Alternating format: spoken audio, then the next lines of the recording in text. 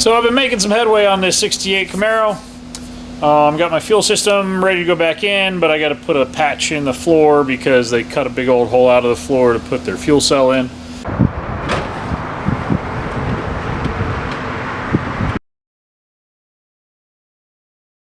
We're going to put a standard fuel tank back in this with a pickup and a sock on the pickup. We're reusing all the old braided stainless steel fuel hose that came out of the car.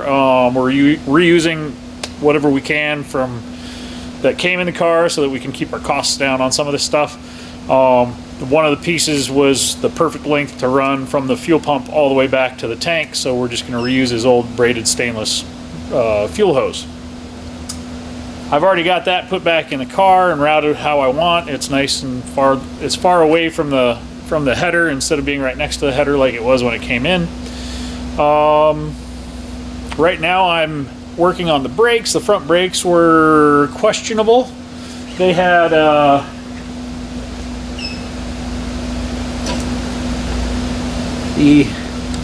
the outboard pads had been modified, so the ears that wrap around the caliper and the ear that wraps around the bottom of the caliper on this one was hammered flat, and on this one was cut off. On top of the brake pads being butchered, there was only one caliper slide, so the new brake pad kit comes with new slides and new O-rings, so we'll put the new O-rings and the new slides in the calipers, and that stuff will all operate correctly.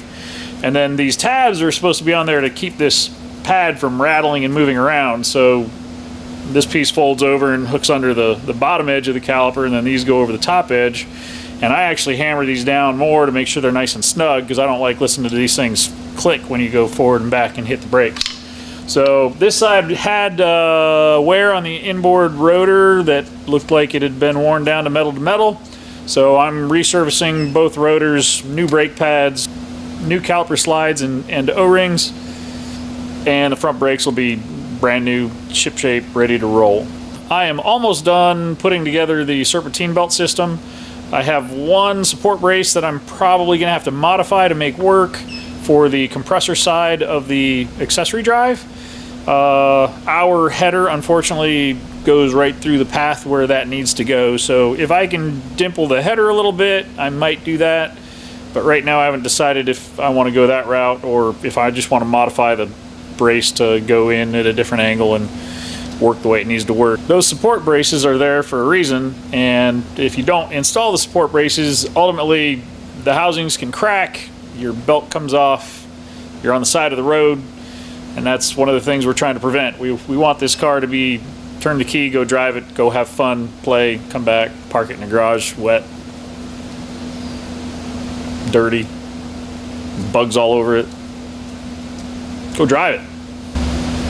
Another thing I noticed when I took the brakes apart was that the inner seals were not installed correctly, so luckily for us we don't have to buy new inner seals because the old ones were never actually installed into the rotor,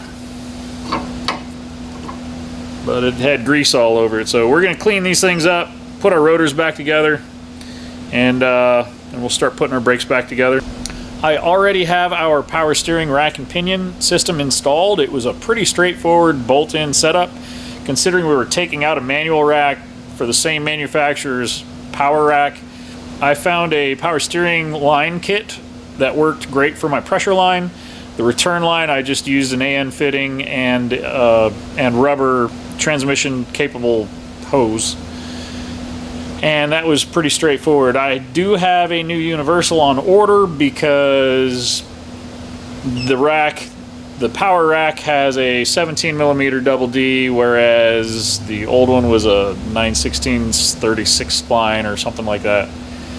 And I ordered a 3/4 double D, 3/4 double D, and I need a 17 double D, 3/4 double D. So it's on the way. It'll be here hopefully by the end of the week, and we'll be able to move on with that. So one more thing I need to address is when I move the engine forward in the car, now my harmonic balancer is really close to my sway bar. The sway bar in this car is probably 1 1/8", so it's a real big diameter. And with the urethane motor mounts and pulling the engine forward, now there's a very small clearance between the engine harmonic balancer and the sway bar. So I'm going to make some steel plates to go in between the sway bar brackets to shim the sway bar down 1/8 of an inch. It'll give me plenty of clearance for my harmonic balancer. Just whenever you're moving stuff around in a car, you make one change, a whole bunch of other stuff has to be figured out and addressed at the same time. This is just one of those things. So the compressor's on, and I'm going to go clean my grease off my hands.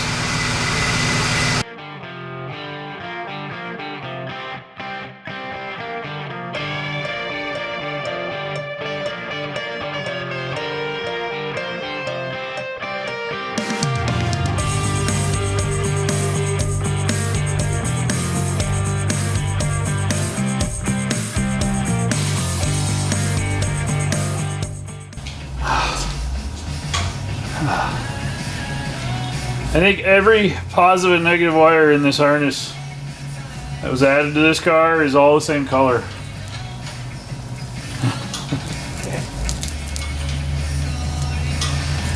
There's like, that might be alright as long as, yeah. There's like 8 or 9 rolls of electrical tape wrapping this into a harness.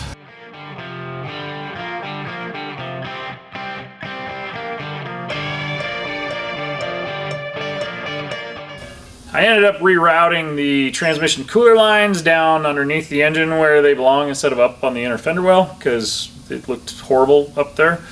And I also put some end caps on the braided lines so that the next guy doesn't go in there and slice and dice himself on the braided wires. Little tip actually with braided stainless wire. So if you're still using this old stuff, I'm using it because we have plenty of it on this car and there's really no reason to replace it. So if you're gonna make a braided line and you don't want to have an edge like that that's going to make you bleed, take 2 hose clamps, tighten them down, and then cut right through in between those. And it'll give you a nice clean edge.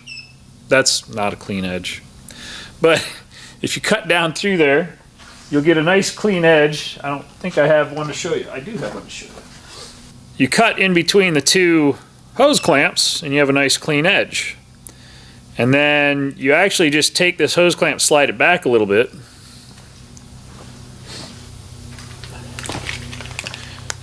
And it will allow you to put these cute little dress-up ends on. Because if you're into Vandy, which most guys with cars are doing this stuff to cars are pretty vain because we all want it to look good. So you can use these little caps with a hose clamp on them and they'll just slide right on. You loosen up the clamp, slide the clamp back, and then this guy will go on. Put it onto your hose, tighten your clamp down. You don't have fray ends that are going to make you bleed under your hood. They work really well. Most people don't use this stuff all that much anymore, at least not for low pressure line, but we have tons of it on this car, so we're going to reuse it because it fits the period of the car and for the look that we're going for. And we don't have to spend money to buy new stuff when we're just using the good old stuff that was on there. So, braided stainless line on your car, put end caps on them so the next guy working on it doesn't cut himself to pieces. Tech tip for the day. On that note, it's midnight and I'm going home because I'm going to be worthless tomorrow. On a good note,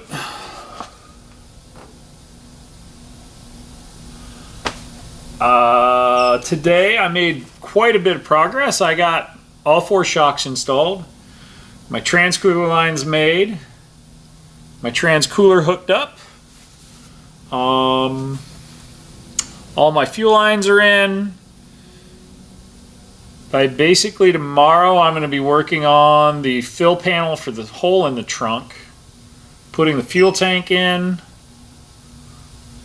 I got to put the serpentine belt on. And then it's time to do all the wiring. I've got some parts I ordered today so that I can complete the wiring. They should be here tomorrow.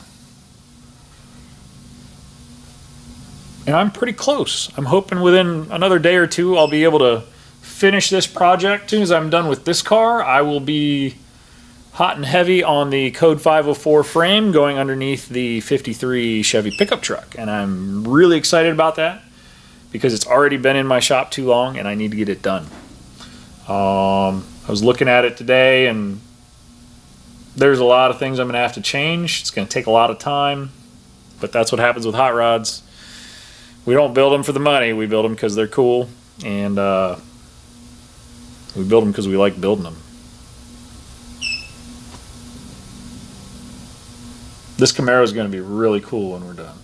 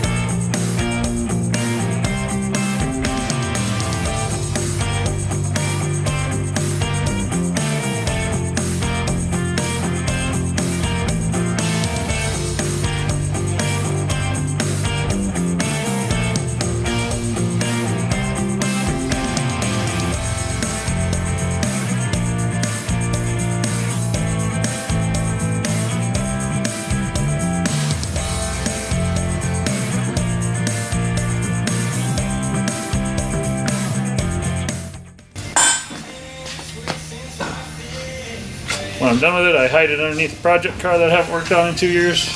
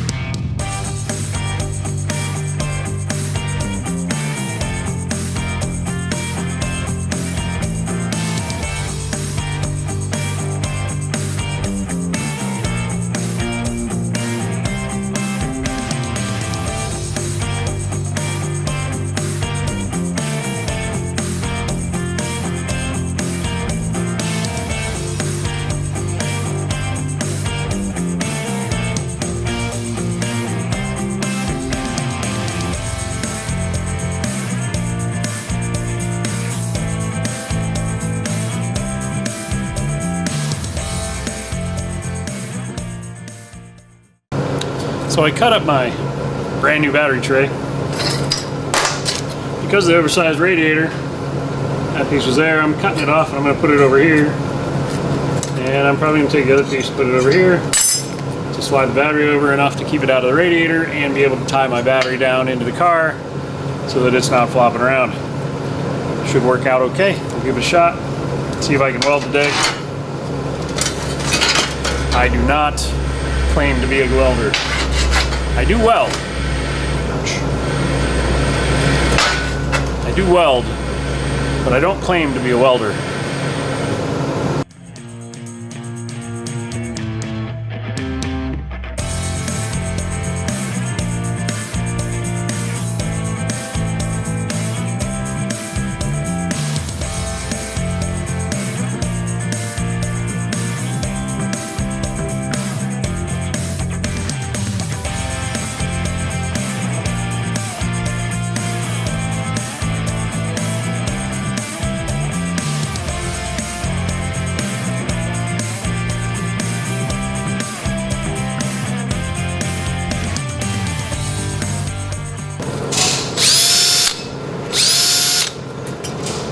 My tip got dirty, but I didn't dip my tip that time.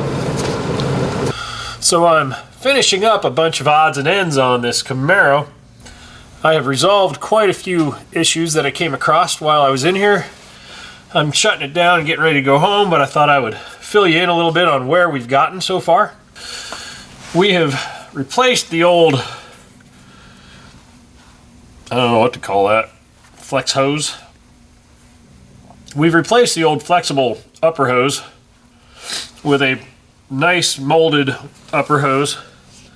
It looks better. It's I think it'll function better. It looks cleaner. I like the way the molded hoses look. So I try to find a proper hose that fits. Basically, I wander around one of my parts warehouse suppliers and pick out a bunch of hoses that I think will work, and I bring them back to the shop and figure out a way to make them work. This one I actually trimmed it a little bit off both ends. This upper hose is actually a 1984 Chevy full-size truck with a 350, and it worked perfect. It's not flexed out too bad. Trimmed a little off each end, and it turned out just fine. My lower hose, I did the same thing. I wandered around the warehouse and found a few hoses and ended up with one from a 2000 to 2003 Dodge Dakota with a 3.9 of all random things, and it actually worked out perfect. I had to cut off that much off of one end of the hose. It fits perfect. It looks great. It comes up out of the radiator, goes down under the belt, right up into my water pump. It looks great. It fits great. I'm real happy with it. As you can see, my serpentine drive system from GM that comes with this crate motor is completely installed now. There are two support braces, one over here off the side of the alternator and another one back here off of the AC compressor. Those are very important pieces to install. If you think about it, GM's not going to put parts in a kit that aren't necessary. If they're there, you need to use them. And in this case, with the headers that came on this car, it created a problem. This support brace over here actually fit really well. It wasn't a problem. It bolted right up. If you had cast manifolds on this, you would not use the spacer, but it would still bolt right up. With the headers, these support braces come with spacers, and you use those to make all the angles correct. The problem on the passenger side is this support brace goes right through where the number 2 header tube is. Now, when you have different headers, they're gonna fit differently and they may not interfere with this brace. In my case, the luck I have, the headers are in the way. So after pulling the header back off a couple times and moving things around and figuring things out, I was finally able to use the compressor support brace. What I did was the brace goes down, and I actually shaved out an area so that it would clearance the header tube. I also had to dimple the header tube so that the hex of the bolt head would be able to be turned without problems. And on top of that, the sleeve, I actually cut out a part of the sleeve to clearance the header tube on number 4 so that my bolt would go in without binding against the sleeve and pushing the header off to where none of the other bolts would fit. So needless to say, it took some time, but in the end it was worth doing. It needed to be done. Other things I've done, I'm redoing all the wiring under the hood. The factory harness came out.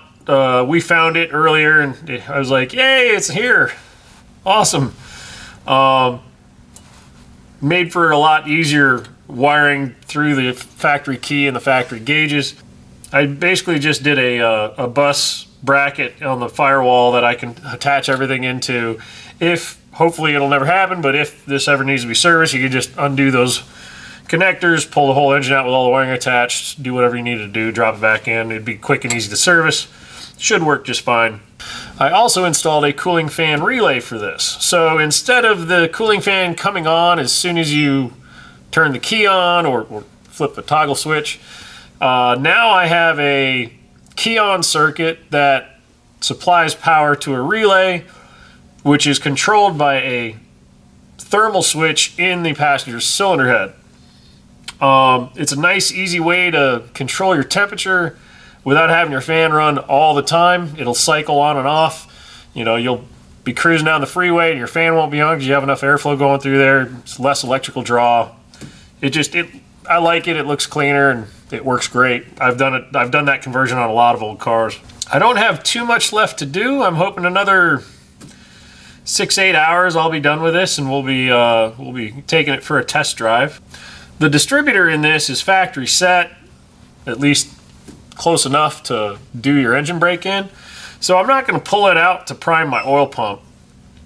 I'm actually going to use the oil pressure tap and use a pressure pot to charge the pressure side of the oil system, and that will get me all ready to fire this thing up and run. That means I don't make any mistakes putting my distributor back in, because yes, even I get the distributor a tooth off from time to time.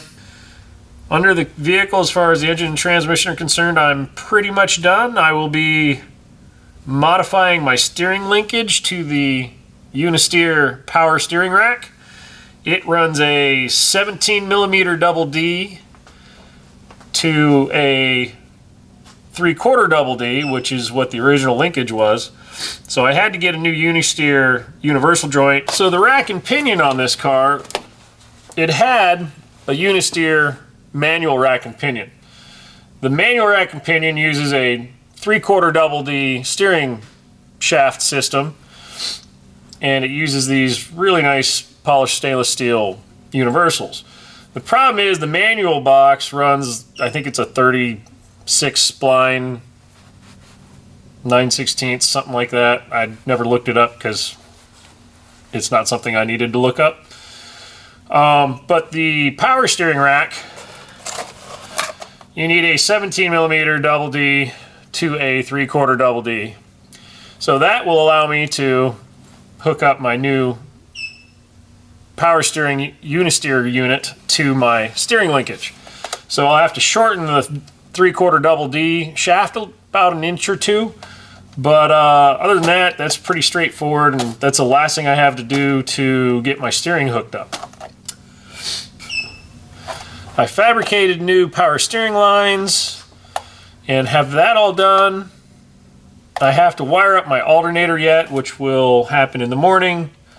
Oh, and another thing, if you're running a mechanical oil pressure gauge, one of the reasons this car was in here was for a massive oil leak. And the oil leak was coming from the nylon line. If you're gonna run a mechanical oil pressure gauge, do yourself a favor and get the copper tube to feed your pressure signal from the engine to your gauge. I can't tell you how many of those nylon lines I find are leaking, or they pop, or they rupture. Just get the copper line and make yourself be a couple steps ahead. It's just one less thing you have to worry about when you're running down the road. Hopefully tomorrow I will be charging my oil system, filling my coolant, finishing my electrical wiring. Hopefully my new TV cable will come in. Sorry, it's not a TV cable, it's a kickdown cable. The kickdown cable that's in here is one of the adjustable units, and it was adjusted too tight, and so the cable doesn't slide smoothly. So I got a new cable for it so that I can have nice smooth action on my kickdown cable, because I don't want it to get pulled into kickdown and not return. We've made great headway with this vehicle, but that's where we're at. We're going to keep moving forward. Got lots to do, trying to get this done in the next couple days. Hopefully be returning it to the customer by the end of the week. We'll see how she goes. So far, it hasn't been too hateful. It's just been a lot of little things to remedy and overcome and make better.